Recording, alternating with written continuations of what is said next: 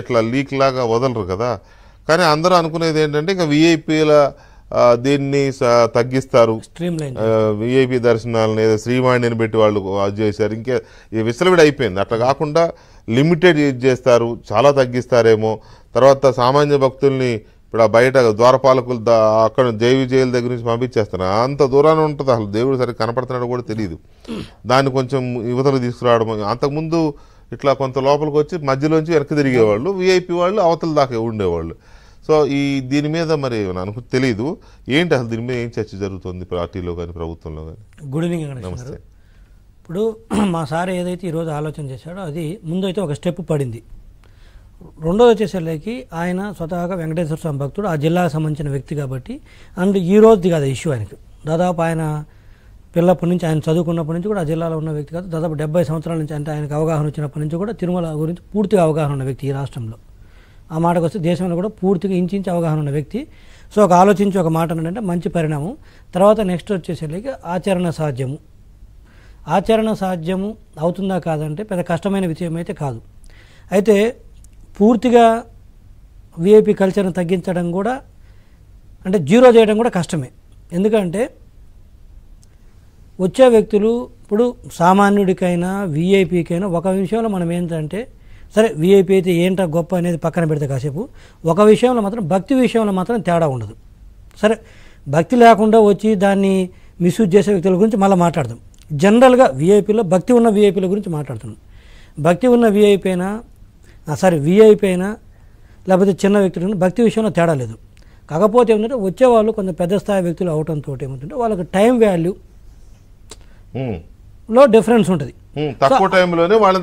ఎందుకంటే supreme court judge వచ్చారనుకోండి, వాళ్ళ టైం వాల్యూ కాబట్టి తొందరగా పంపించాలనేది ఒక ఉద్దేశం. అంతకుమించి విఐపి అంటే వాళ్ళకి ఏదో స్పెషల్ ట్రీట్మెంట్ కాదు ఇన్ టర్మ్స్ ఆఫ్ టైం. అయితే ఇంకొక వర్షన్ కూడా దీంట్లో ఆర్గ్యుమెంట్ వస్తుంది.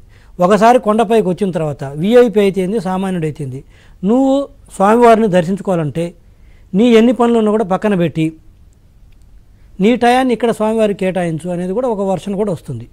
సో ఇది ఒకటి ఉంటుంది కాబట్టి ఇది ఒక చర్చ. రెండోది వచ్చేసరికి ప్రోటోకాల్. ఒక విఐపి వచ్చాడంటే దాంతోపాటు ఒక పర్సన్ అటాచ్ చేయటము, స్పెషల్గా తీసుకెళ్ళడము, వాళ్ళతో పాటు వ్యక్తులు ఎక్కువ మంది రావటము. సాధారణంగా ఒక విఐపి వచ్చాడు అనుకోండి, ఒక ఇంతమంది, ఒక 4-5 కావున ఏమవుతుంది, భానుప్రకాశంలో తెలుసు రోజు కొండపైన ఉండే వ్యక్తి, దగ్గర ఉన్న వ్యక్తి, ఆ నెంబర్ ప్రకారం వచ్చినా కూడా కొంతవరకు కంట్రోల్ ఉంటుంది. కానీ ఏమవుతుంది, ఎక్కువ మంది వచ్చేస్తారు. 4 అంటే 20 మంది అంతేనన్నా, విఐపి అంటే బానన్నా.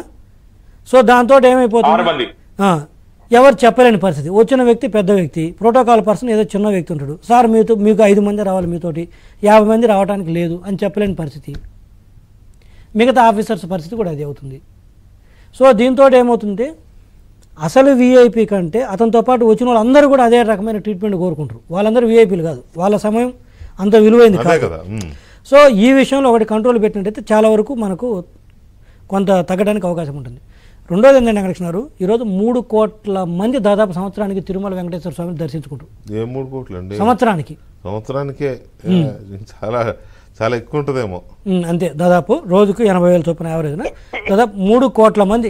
3 కోట్లు అంటే తక్కువ నెంబరే కాదు, మన రాష్ట్ర జనాభాలో దాదాపు సగానికంటే ఎక్కువ. అంటే అది చిన్న విషయం ఏం కాదు. ఒక 2 సంవత్సరాల్లో దాదాపు రాష్ట్రం మొత్తం దర్శించుకున్నట్టు. భారతదేశం మొత్తం మీద, ప్రపంచ దేశాల పక్కన పెడితే భారతదేశంలో ఏ దేవాలయం కానీ, చర్చిలు కానీ, మసీదులు కానీ ఇంతమంది భక్తులు సంవత్సరానికి వచ్చే దేవాలయం ఏదీ లేదు. అటువంటి ప్రాముఖ్యత ఉన్నటువంటిది. దాదాపు 1,500 కోట్ల రూపాయల సంవత్సరానికి వచ్చే ఆదాయం.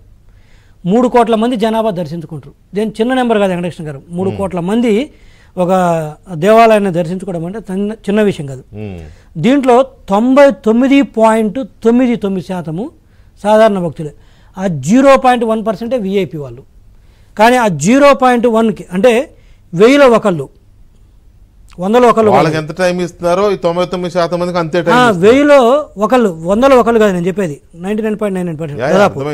అంటే 999 మందికి ఒక రకమైన ట్రీట్మెంట్ ఉంటే ఒక వ్యక్తికి ఒక రకమైన ట్రీట్మెంట్ ఉంటుంది విఐపి. కానీ సమయం ఎంత కేటాయిస్తున్నామని చూస్తే, ప్రపోర్షనల్ చూస్తే అది మాత్రం చాలా దారుణంగా ఉంటుంది.